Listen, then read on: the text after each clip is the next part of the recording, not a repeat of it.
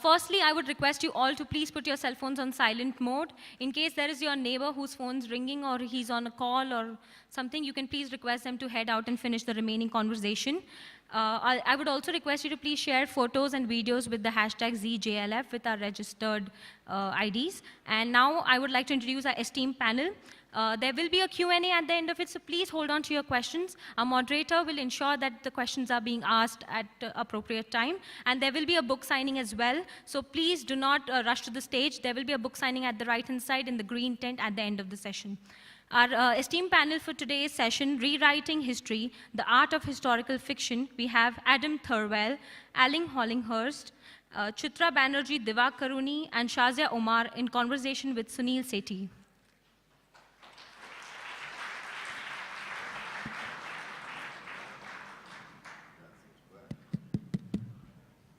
Hello, everyone. Good afternoon. Can you hear me right at the back? Terrific. Okay. One of the great things about this tremendous panel with 4 very distinguished writers is that, as you will note, it's very gender equitable. We have 2 wonderful gentlemen, both from England, and 2 women writers, Chitra, Banerjee Divakaruni, who Bengali, but lives in America, and Shazia Omar, who is Bangladeshi Canadian. So in a way, they share a mixed heritage of Bengal and North America. Hollinghurst, do I really need to introduce him? The great Booker Prize winner, one of the finest fiction writers in the world. I nearly had a heart attack trying to get hold of the line of beauty just now. I virtually had to be brought out on a stretcher because of the crowds. And then Miss Herbert by Adam Thirlwell. Amazing stories both. But what's really amazing about this session is the art of rewriting history in fiction. I think it's an impossibly large subject. I mean, history? How big can you get? And then fiction gets even bigger. So I don't know how we are going to start, but I'm really going to start with Hollinghurst and recent history. Both his, 2 of his most well-known novels, The Line of Beauty, is famously set in the Thatcher years in England. Many strands of the story come together.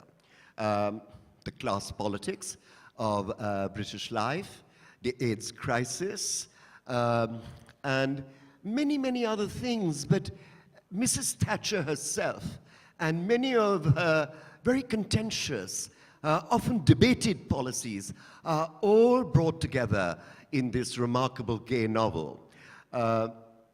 His most recent novel goes a little bit backwards. It opens at the end of World War I, the diverse cast of English country house characters and the way their lives interweave in later years. Now, when it comes to history, Alan, your subjects are very recent history, the recent past. You wrote The Line of Beauty not long after the Thatcher government went out of power, and then you went backwards in the early part of the 20th century. What's the difference between talking about the recent past, weaving it in fiction? I'm quite fascinated by this question of when history stops or starts, whichever direction you're looking at it from. My last book, The Stranger's Child, to my great surprise, was shortlisted for something called the Walter Scott Prize for Historical Fiction in Scotland, in fact, which is a wonderful prize of £30,000. And I hadn't realized that I had written a historical novel, in fact. But the founders of the prize established a kind of criterion as to what was history. And as the prize was named after Walter Scott, who was really the creator of the historical novel in Britain in the first part of the 19th century, the first of the huge series of novels he wrote, Waverley, has the subtitle 'tis 60 years since. And so it was decided that to qualify for this prize, the main determining action of the novel should have happened at least 60 years before. Right, rather like opening the Official Secrets Act. It was very much like that, yes, yes, the sudden freedom of information we have about, indeed, things like what Mrs. Thatcher was doing. But just let's go back to the line of beauty, because that was written immediately after the Thatcher period ended, or shortly after. No, there was quite a gap, actually. How long? This book is framed by the two elections which returned her to power in 83 and 87. I started writing the book, I suppose, in about 2000, something like that. Yes. So I think I always need a bit of a distance on a subject. But you're quite right that it had somehow become, it wasn't 60 years since, but it had become historical to a degree. And it was a strange experience, from the beginning of the 21st century, just going back that little way. A decade. Into a world, or yes, nearly 2 decades, to 1983 right. when the book into a world which, of course, I remembered vividly. And, I mean, it wasn't an altogether pleasant experience. But realizing it was a period which had a distinct definition and was already slipping into the past.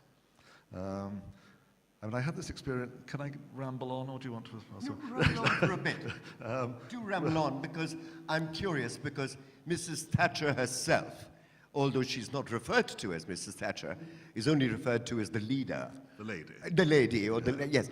Repeatedly makes appearances, or several short walk-ons, because it's set in an English MP's house, a Conservative MP's house.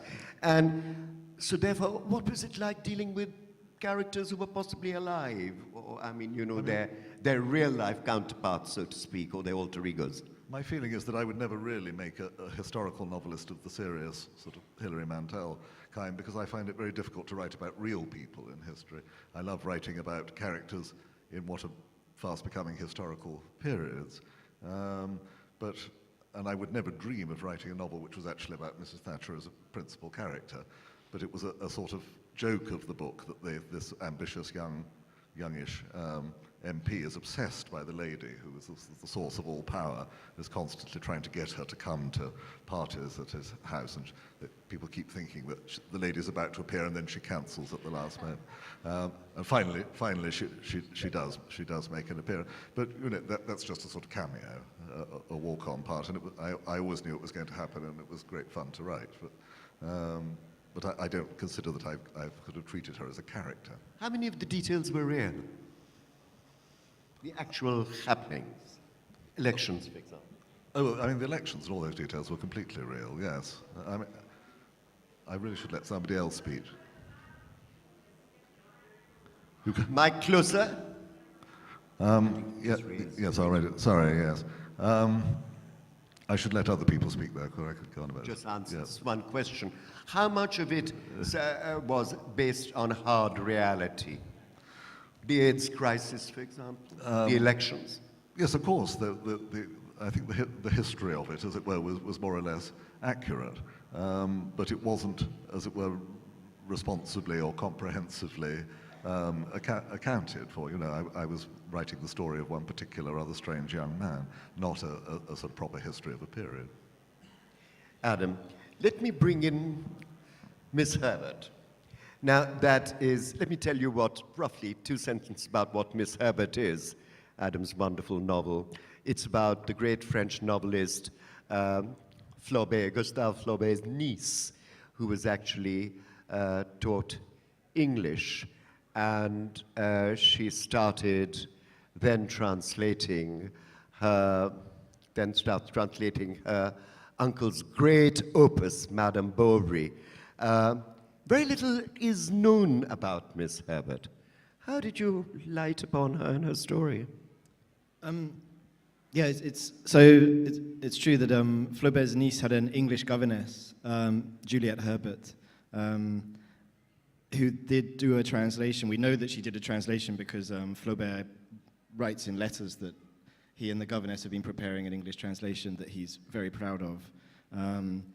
But then it got lost. I discovered it because I think maybe Julian Barnes told me about this. There's a very brilliant book completely out of print by a woman called Hermia Oliver, who did extraordinary detective work on the life of Juliette Herbert, who lived with the Flauberts for 7 or 8 years, and then sort of disappeared. She was just a relatively poor woman from Chelsea, and she just disappears kind of from history. There's an extra interest because it seems that Flaubert and she may have conducted some kind of affair, that he periodically would go over to London, clearly to see her.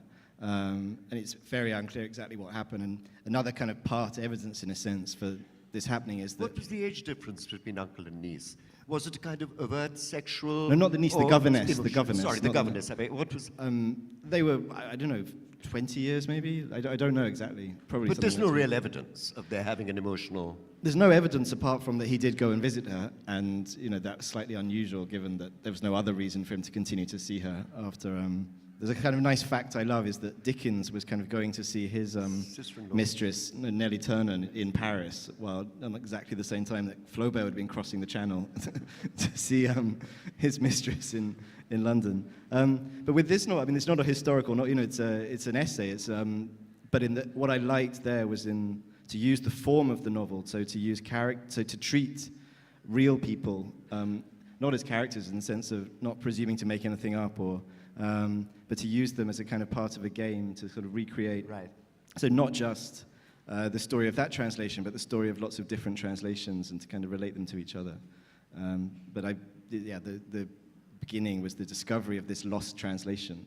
Right. So did you think of it as a kind of mystery novel in a way? In a sense, except that I actually did do some. The only time I've ever done any real research for anything was I realized that I could find the census records of where Juliette Herbert, that I had a small advantage over Hermia Oliver, who had written the original book, because the censuses get released every 10 years.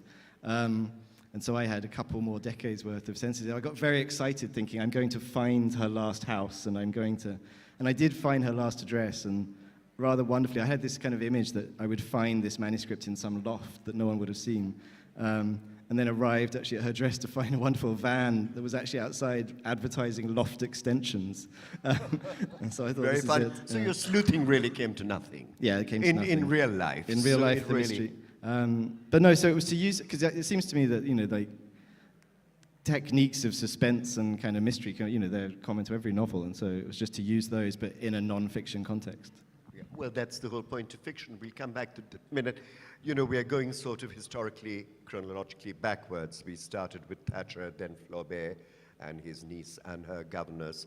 And so in period terms, it's Shazia Omar next, who's written quite a remarkable book called Dark Diamond, which is about an extraordinary real-life Mughal, a provincial Mughal, Shasta Khan. All students of history would know him as a great footnote, a cousin and great military commander of the last great Mughal, Aurangzeb, who was posted as governor of Bengal, which was geographically a huge area in the 17th century, present-day Bangladesh, Bihar, Orissa, and, of course, West Bengal. I didn't know, he's only known majorly for one fact, that Shivaji and the Marathas chopped off 3 of his fingers. But apart from that horrible bloody incident, I didn't know that he'd lived till the age of 93. How did you light upon Shasta Khan? Hello, everybody. Is this okay for sound? So I'm from Bangladesh, and there's the Lal Bagh Fort, which is really close to my dadi's house, which was built by Shaista Khan. So I had heard about him, but as Sunil just said, in all the books that we were studying or that were available, everything I would find about him was basically this one tiny little fact that 3 of his fingers were chopped off by the mighty Shivaji.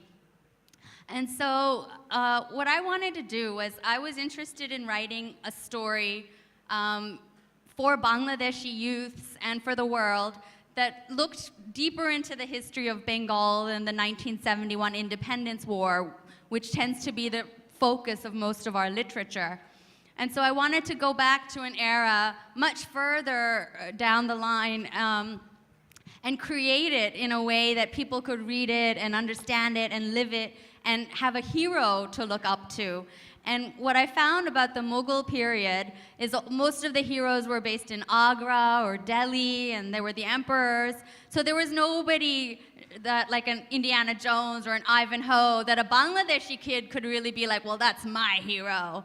And then when I started reading about Shaista Khan, you know, he wasn't just this wimpy guy who had 3 fingers cut off. Actually, he ruled for 22 years. He was a billionaire by the standards of the time.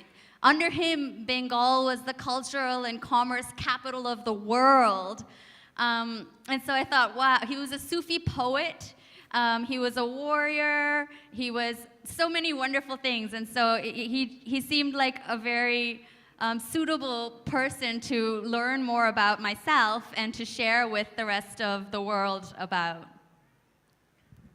I'm now going back even further into the far reaches of epic and myth.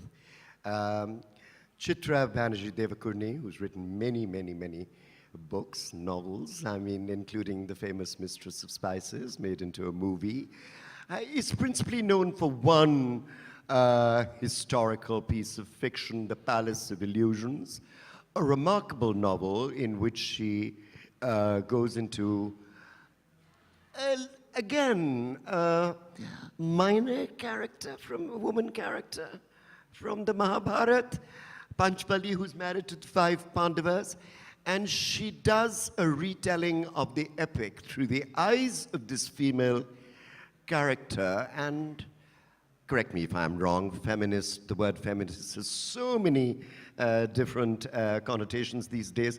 From a feminist take?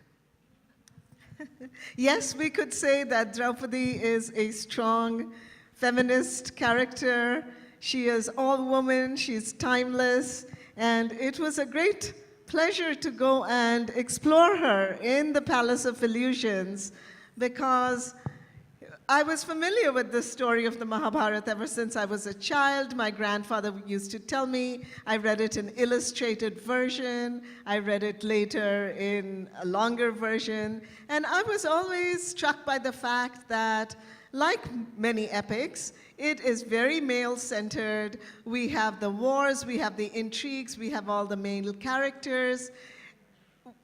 We have wonderful, strong, interesting, complicated women characters, but we don't know much about them. They appear and they disappear. Things are done to them and things happen to them, and that's it.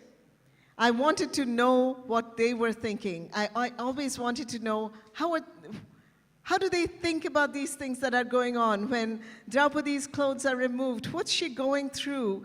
And I had a feeling that behind the scenes, they were really quite influential. So as I rewrote my version of this itihas, right? Because that is what Mahabharata is. It is an itihas, a history. I really wanted to focus on Draupadi, and I stayed pretty close to the original Mahabharata. What I added were her thoughts and her feelings and little scenes where she would be with important people in terms of the story, but those domestic scenes were never shown. Right. So, in a way, all the 4 writers are also making up a history of their own. I mean, the gaps is where they are actually concocting characters against the greater, larger framework of history. Shazia, you talked of Shaista Khan as this great footnote, but this man lived on and on and on. Apart from ruling Bengal, he then comes back to the north to Agra and Fatehpur Sikri, and really lives his last years there till 93. So little is known, as you say. What and how did you make up about his life? Well, it definitely was a lot of research involved in this book, a lot more than I anticipated when I started. It took me about 3 years to research this book. But I think part of the making up process for me was the fact that it depends on who's writing the narrative. And so when the story was coming out of writers sympathetic to India, maybe, the voice was, Shaista Khan had his fingers chopped off by great Shivaji. But if you were to look at the narrative from the point of view of someone in Bangladesh or in Bengal, then you would have to look at the structures he's created, the commerce he created, the culture he supported. So part of it was looking at everything around the character to figure out what was going on about the character. And was there sufficient archival material in Bengali? I don't just mean material, the architecture or the forts and so on, but written records? Written records about Shaista Khan, yes. About the women characters in his life, very little. So in those situations, what I tried to do was find other women who had been written about in the same time zone. So for example, I have a character, Madeline, who comes from France to Bengal. And I wanted to know, is it true? Would there have been a woman traveler, sailing across, making a voyage like that in 1685? And I found 2 or 3 women who I could model her on. But they were all the ship captain's wife. And so she wasn't the captain's wife, so I had to give her, fencing skills, and I had to give her some cunning so that it would make sense that she could be aboard a ship with pirates and actually do this journey across. Another female character is Champa, and she's promoting women's education at the madrasa. And then I had to, before I could write her, I needed to find out, were there women promoting women's education and the education of girls in the Mughal era? And actually Nur Jahan did, and there were other situations. So these features of other people in the time made it plausible for what I was giving my characters. Right. Alan, let me bring you in with Stranger's Child, which is a turn-of-the-century novel. Yes, it starts in 1913 and it ends up in 2008, I think, yeah. 1913 to 2008, that's nearly a century. Yeah. Yeah. And you begin with a small cast in an English country house, 2 young men coming to this country house, and how their lives weave in with the young girls in the house, and then the saga continues. Yes. What was the trigger? 2 men in a country house, a prosperous country house. I think the trigger was, and again, I suppose this is very much a question of the historical novel wanting somehow to address this immense subject, the First World War, but knowing that I didn't actually want to write about the First World War itself. So to have a novel which was about it, but which didn't contain it. So I originally had the idea of presenting a group of characters just before the war, and then rejoining them perhaps 10 years later, those who had survived 10 years later, and seeing how they had absorbed, reacted to, adapted to the changes brought about by the war. Then I saw that one of them was, in fact the one who was going to be killed, was a young poet of sort of uncertain quality, but considerable ambition. And then I thought actually it would be very fascinating to tell a much longer story and to jump in episodes through the century and see how his there's a sort of hidden gay element in the early part of the story which slowly emerges. So it's also a study, I suppose, in changing mores and a changing idea of what you can say in public about the private life. And in the sort of pre-First World War period, when it starts, it would be absolutely impossible to say anything in public about what these 2 young men were getting up to.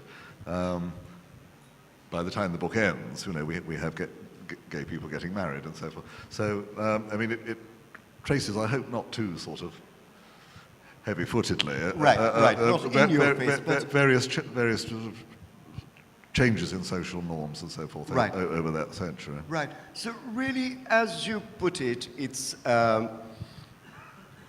how great public events influence very, very private lives. But when you're looking at that superstructure of great public events, the whirlwind of history, wars, war novels, World War I and World War II, I think there's been more fiction about those than. What was your research, and why is it different from this absolute corpus of war fiction? I just knew that I didn't want to write warfare. I mean, you've both been doing a lot of research, and I got a slight aversion to research, and it's just my natural laziness, I think. But it's a question, we perhaps all have it. I have a feeling, that partly because of being quite steeped in the sort of English literature of the 20th century, that I have a fairly natural and easy reach back through how people spoke and thought, probably to about that period just before the First World War. And of course, one's sense of the past, even that past, is intensely literary. And the reason I think I know how people spoke in the pre-First World War period is because I've read E.M. Forster's novels and letters and that, so everything is mediated, as it were. But Henry James has a wonderful, Henry James was very mistrustful of the historical novel as a form and thought there were all sorts of hazards of taste and plausibility involved in it. But he has this wonderful phrase about the visitable past, and that part of the past which is open still to the individual. I feel if I hopped over that barrier back into the 19th century or beyond, it would be very much a question of research, and I would be in a world of different moral, social, religious understandings, and it would have become a sort of unvisitable past for me. Right, let's talk about the hidden world, or hidden lives, particularly emotional and sexual lives. And you've mentioned two sort of paragons of English literature in the same breath, E.M. Forster and Henry James, both gay men. Forster, of course, often used the form of a short story originally before his openly gay novel, Maurice, to explore the outlawed theme or practice of homosexuality. And Henry James was really a kind of sublimated homosexual, wasn't he? Yeah, I don't think he saw a lot of action. So, was that really one of the motives of Stranger's Child, was exploring the sexuality of this group of individuals in a historical framework? Yeah, I think it was, and the book turns on a poem which is written by the young poet who's going to be killed in the war, which is apparently addressed to the young girl in the house, to whom he's made some rather clumsy overtures, but the reader understands that it's actually addressed to her brother. So there's a sort of covert sexual story which it takes a long time to become clear. Right. Your novel, too, Miss Herbert, deals with these kind of simmering emotions, a whole range of them, and a basic literary and historic plot. What was it? Was it the emotional story of the governess and the novelist? What was it? What was the actual novel? How did you thread these things together? I mean, I think the question, it seems to me that with historical fiction, there's no difference to the techniques and the craft of fiction. You know, the same problems of plausibility and character and situation. How you kind of convince a reader, how you kind of win a reader. I'm not sure so I'm kind of fascinated, I think, by this idea of kind of the visitable and the kind of then some hinterland, because I also feel how much even a novel that I intend to be entirely contemporary becomes so outdated. So, I mean, I remember with my first novel called Politics, which I intended as this kind of extreme, ultra-modern text, full of brand names and kind of paraphernalia. And then I realized almost by the time of the paperback coming out, every single brand I'd mentioned had gone bankrupt. That I had destroyed every single thing I had touched. And so I realized that 2 years later, it had become a historical novel in one sense. And I think it's this idea of ventriloquism, of kind of how much are you allowed to talk about any character, as it were, and then at what point does the moral or aesthetic problem become harder if also you have the kind of extra complication of it being set in the past? Right. And I think it fascinates me, since we basically can't know the difference, how different was someone in the 15th century to us? Or, were they unknowable? Were they identical? There's something, it's basically an unsolvable problem. Unsolvable. I mean, Adam's mentioned 2 or 3 important things. One is getting not just overtaken by events, but appearing to be dated, and I mean in a different medium, of course. Do you resent something like the arrival of Downton Abbey?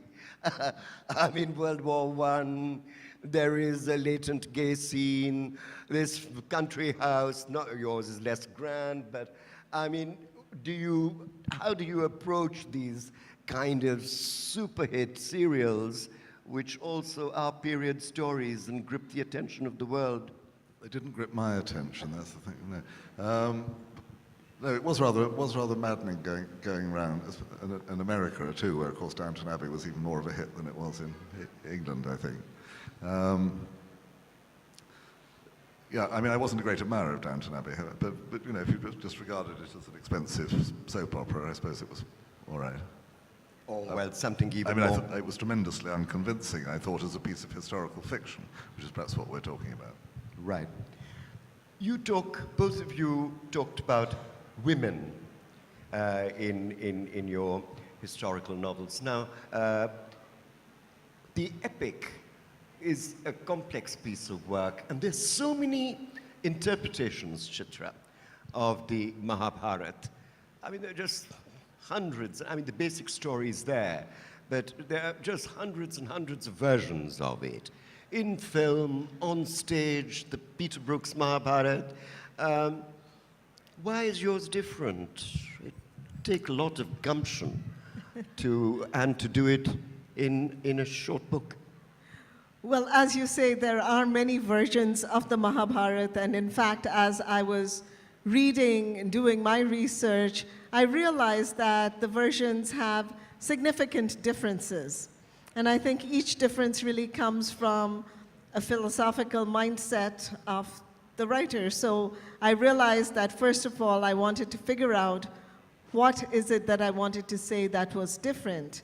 And I think what I'm saying by putting Panchali, as Draupadi is called over here, in the center of her story is the importance of the role that women played in those times, that role which was often glossed over.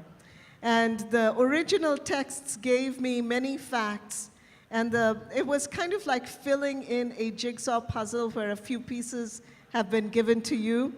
And I wanted to create this character. What were those missing moments of her life? And to do that, I read several versions of the Mahabharata, but I also looked at, as you said, films, books, and other novels written about the Mahabharata, novels like Yagnaseni and Mrityunjay, which look at these individual lives from very different angles. Right. And in your case, Shazia, scant material, we know how you try to excavate Shasta Khan, but again, these great gaps, these minor characters. She's talking about foregrounding Draupadi, and the men are sort of recessed or go into the background, which is really flipping the story around in a way because men dominate Mahabharata. In your case, lots of subsidiary characters. So in the end, it's storytelling, but are you completely inventing a large range of characters? I mean, Alan is inventing them all. Apart from Mrs. Thatcher, yeah. Right. And she's a walk-on. No, they were all real. Champa was real, Pari was real, Nasim, his wife, was real. Very little known about them. Very little known about them. Pretty much just tombstones. Really? So it was looking at what would their personalities be if they were existing in this situation, what kind of power struggles would they face in that time, and in that way creating who they were, but very little known about them. But I think another interesting point that was raised here by Adam was trying to understand what the morality or mindset of people in that time would have been is very challenging, and almost something that you intentionally have to play with if you want to have good guys in today's standards, because a lot of the things that would have been acceptable back then would then immediately make your hero absolutely abominable in today's standards. So those kind of, artistic licenses I definitely took. But I read a lot of Sufi poetry to try and get into the kind of lyrical and spiritual frame of mind that the characters were in, because Shaista Khan was a Shiite, he was a Sufi, and I think reading other texts of the time or of that he would have been reading were one way that I tried to address that gap. What about dealing with their emotional or private lives? I mean, after all, this was a very rigidly hierarchical and segregated society. Almost very little was known about women. They were in the harem and completely outside the purview of all but a few men. You are cooking up their emotional lives. How are you doing it? Well, Shaista being the Subedar, he would have had access to his wife and his Right, mistress. he probably had a harem. We know that. So it was only a few women characters who were the main characters that I was touching upon. In that way, I was able to overcome this challenge. And the women were surrounded by all men. Madeline was on a ship full of male pirates. Nasim was in a zanana, only having access to her husband, Shaista. But I think some things are timeless and universal. Some aspects of the human psyche or of the emotional bonds between a man and a woman or a mother and a child. And I also found, after doing my research, that even the enemies were the same as the enemies that Bengal faces today. I mean, Shaista was up against East India Company, who wanted to take muslin from Bengal at really cheap rates. And now Bangladesh faces buyers from the West taking garments at really cheap rates.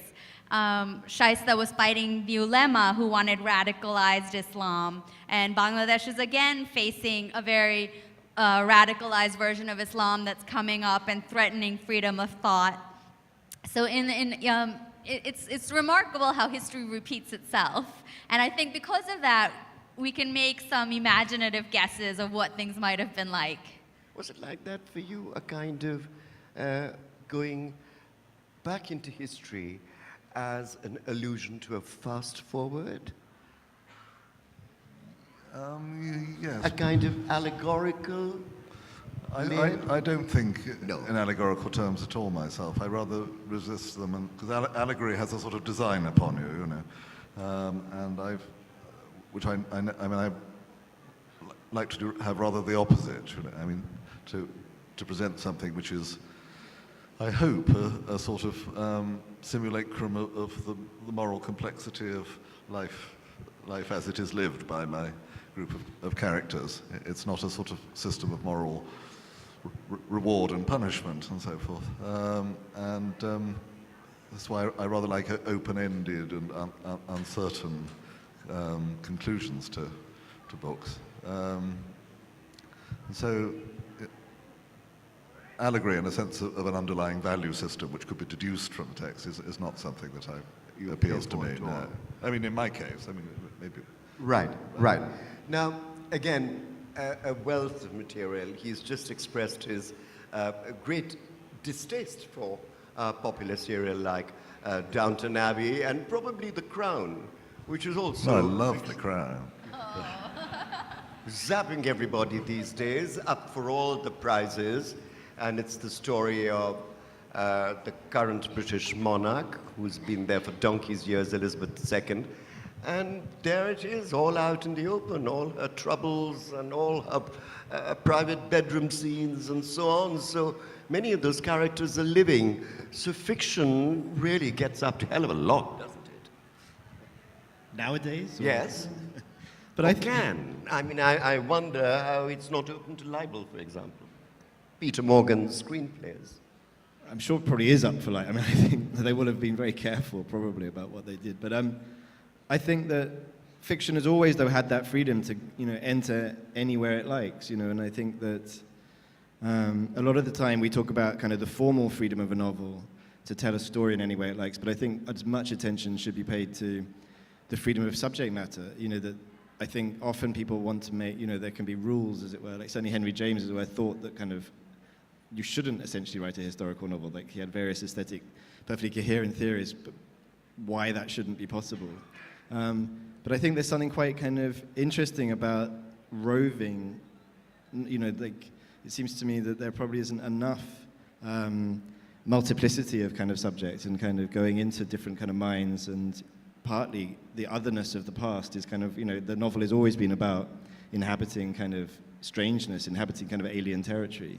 And it seems to me that the past is no more off limits than anywhere else, and that the same techniques are going to be necessary. I mean, one of the things I also find fascinating with historical fiction is what language you use. Do you use a kind of anachronistic language?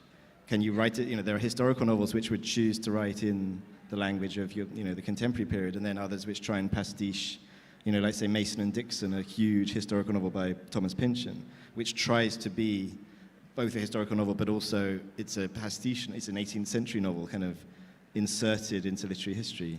And that I find kind of fascinating. Right. Dialogue. I think that question of pastiche is actually a very clever and often resorted to way of getting around this problem of taste and plausibility.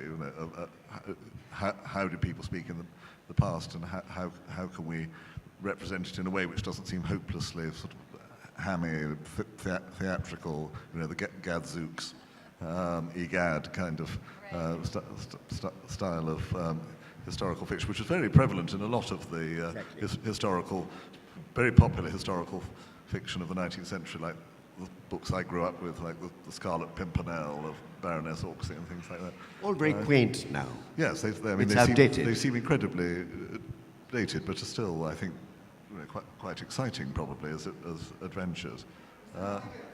Yes. I'm sorry. What was I saying? You're talking about pastiche and language. Yeah. Novels like the Scarlet Pimpernel. I mean, it's outdated usage. Outdated usage. Yeah. But still the story is Yes, compelling enough. And usage which might, was probably never was usage in the period that's actually being represented. So it's a sort of doubly fake notion of the nature of the past. I mean, a very bold imaginative writer can just sort of take hold of a subject and to hell with all these questions of, rather as Henry Mantell does in her books, going right inside the mind of a character, and that's something of a completely different order, I think. Yes, I mean, Wolf Hall, Bring on the Bodies, it's completely contemporary language. It's so easily accessible. And yet the stories, the characters are historical. I had questions since you brought up 19th century historical novels like The Scarlet Pimpernel and all. What is it that makes certain very well-known historical novelists, very prolific novelists, whose entire, often almost all their oeuvre is based on history, suddenly drop out of fashion? I'm thinking when I was a small boy or young boy, we were all addicted to somebody called Mary Renault. She took us back into ancient Greece, into Alexander, in a way, and she wrote endlessly and utterly compellingly and convincingly. No one talks about Mary Renault now. She was very popular in her time and convincing. I think she was a good writer, yes, and I think she perhaps is still remembered. Have you read Mary Renault's books about Alexander the Great? I remember reading her. Yeah. I actually wanted to get back to something you said about language, because as you were speaking, that really struck me, because when I was writing The Palace of Illusions, the original Vyasa, of course, goes back so far that the language is completely different. And the challenge that I had to face is I wanted to preserve that time, the feel of the time of the Mahabharata, that kind of magical, mythic, epic, dangerous space. And yet I wanted to make my character someone that today's readers, today's women particularly, would be able to relate to. So I was trying to balance those things. And I decided to go with a very contemporary voice for Draupadi, even while I gave all the facts, details, and spaces around them to be the ancient ones. I didn't want to bring the place forward, but I wanted to bring the voice forward. And going back to someone like Mary Reynolds, maybe the voice in which she was writing appealed to a certain time and a certain readership, and that voice has changed now. You think so? Because it's, here's the other question. It's not just getting the voices right, it's also what filmmakers call mise en scène, the settings and backdrops. Does the historical fiction writer, to what extent do you modernize those? I mean, how much of the old mise en scène do you put in? And how much do you discard? Anyone?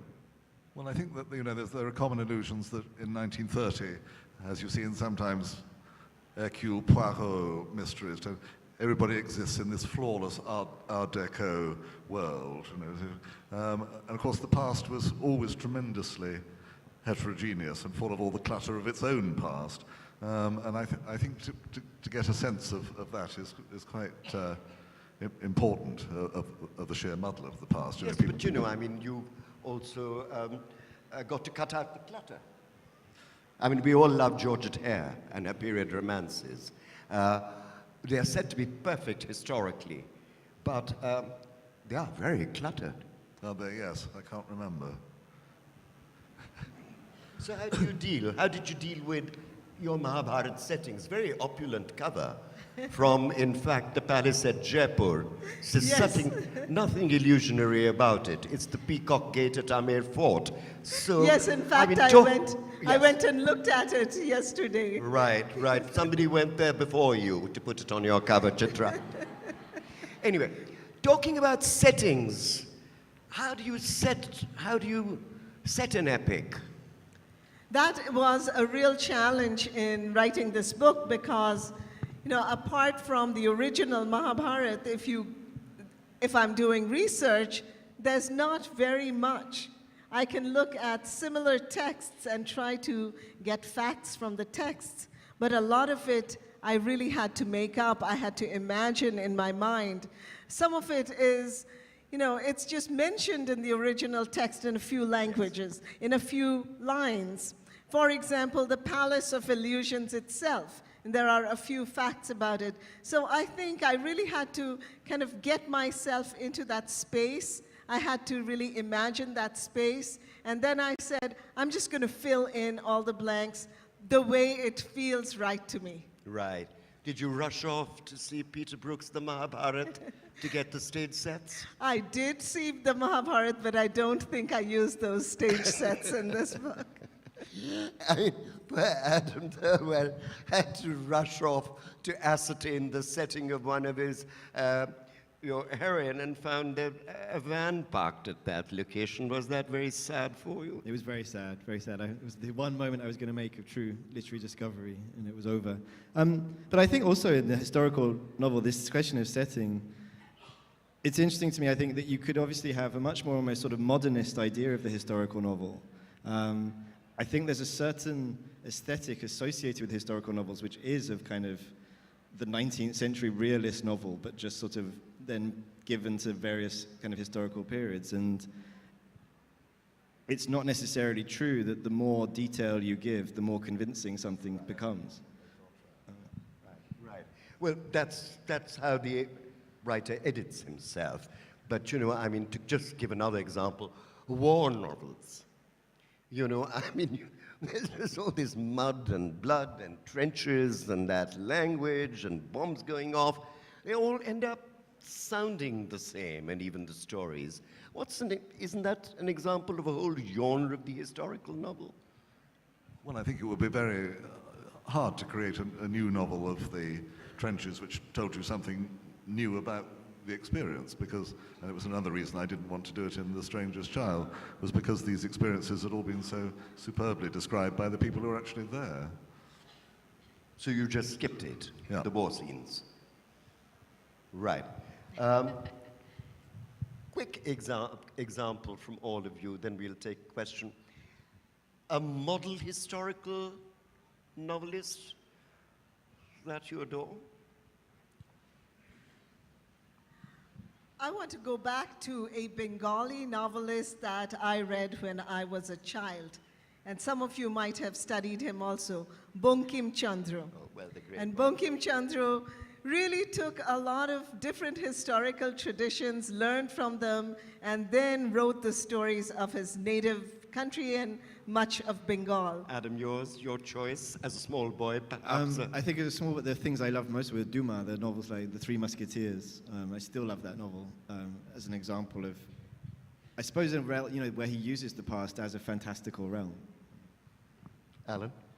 I think I'd like to speak up for I've already mentioned it this afternoon in another session, for Penelope Fitzgerald's later novels, which all have more or less historical settings, and her famous last book, which she wrote at the age of 80, The Blue Flower, which is about the German romantic poet Novalis, is an incredibly original approach to a period of the past and its culture and one of its protagonists. I mean, it's a great favorite of mine. Well, that's something I'm going to keep in mind. I have read Fitzgerald, but not her last book, Shazia. My favorite historical? Yes, something that sort of stuck in your mind. Well, maybe I'd like to give a shout out to a historical novel written by a Bangladeshi woman, Tahmima Anam, which was a golden age. One of the first novelists to come out of Bangladesh that's now reached the global arena. I think it was a beautiful description of the war, the independence war, from the perspective of the family, like you were saying, a private life with the backdrop of a big change taking place. I thought it was really well done. Great. We're now going to open the panel to a select number of questions. The lady in the red, in the front row. Well, there are two ladies in red. All right. Would you like to stand up? Okay, thank you. So my question's for Adam, because... Can't hear you. Okay, hi. Okay, my question's for Adam, because there's two things you mentioned that were quite interesting. You're just going to have to speak louder, I'm afraid. Can you hear me now? Okay, my question for Adam. You mentioned this kind of more modern interpretation of the historical novel, which I think you'd find a lot of family sagas, like Isabel Allende or Marquez, right? You know, those kind of things. And you also mentioned the language that you'd use in it. So I'm writing a historical novel, and I have a very important question for you guys, because I'm struggling with the tense. Now, obviously, the past tense is the traditional way to write it. But what do you think about using present tense for a historical novel?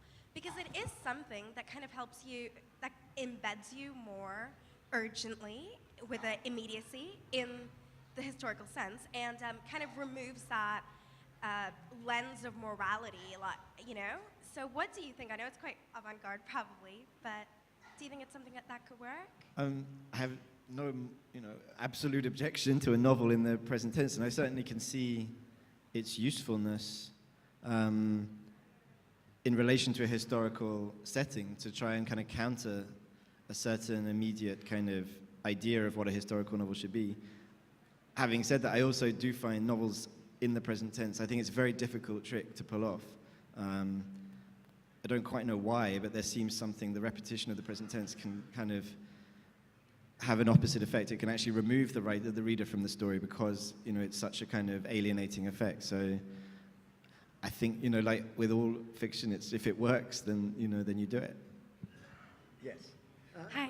You want to address a particular panelist? Please do so. Yes, sure. My question is to Ms. Chitra. I happen to be a great fan of your Palace of Illusions. A thought kept popping up into my head while I was reading the book. Polygamy was not a common idea back then, or it still isn't, for women. But she happened to be one of the first who had 5 husbands. I don't know how many would have had after that. But I wondered if, while switching from husband to husband, did the idea of cheating ever come into her head? Like, Yeah. One of the things that, can you hear me? One of the things that is very special about and different and unique about Draupadi's character and her situation, and that was part of what got me interested into in her history and wanting to write it from her point of view is that she has 5 husbands. Her marital situation is very clearly delineated in the Mahabharata that, for 1 year she has each husband, and that when she goes to the next husband, she becomes, because of a boon, she becomes a virgin again. And my Draupadi comments to herself, well, that's a great boon, that's really for my husbands, it's not that great for myself. So, the idea is there, but also the idea that it's very different. And in different interpretations of Panchali's character, she's seen as negative because she has 5 husbands. Although when we look at the story of the Mahabharata, it's not exactly like she wanted 5 husbands. So I look at it from her point of view, which is a really different one. Yes, yellow jacket. My question is to Chitra ma'am. Does rewriting history or epic create a kind of pressure on a writer, because one has to justify intent and content and be accountable at the same time? That's a great question. Yes, when I'm rewriting, and not just history, the Mahabharata is considered a sacred text. So I wanted to be very careful and stay respectful to the original story. And the only places that I changed things or added things were when Draupadi's motivations and feelings and her attitude towards people were not clarified, or she did something that seemed really strange, and I wanted to think and figure out why would she do it. Sir? Yes. Would you like My to stand question is up? to Mr. Hollinghurst. Could you stand up? We can't see you. Good evening. My question is to Mr. Hollinghurst. I was very taken aback to find your book, which I absolutely adored, Line of Beauty, in the gay section in the Borders bookstore. What particularly struck me about the book was the sheer lack of chip on the shoulder gayness in the tone that you adopted in the book. And to me, that seemed like the way to approach the thing with the utter normalcy that it deserved. Was that tone part of the intent, very deliberate? Because it's an admirable tone that you had. It was not emblematic, it was not flag waving, you were not you were not in a pride march. It was just, this man is talking, it's a very wonderfully fleshed out character. One of the team of characters, he happens to be gay. Now don't fall off your chair.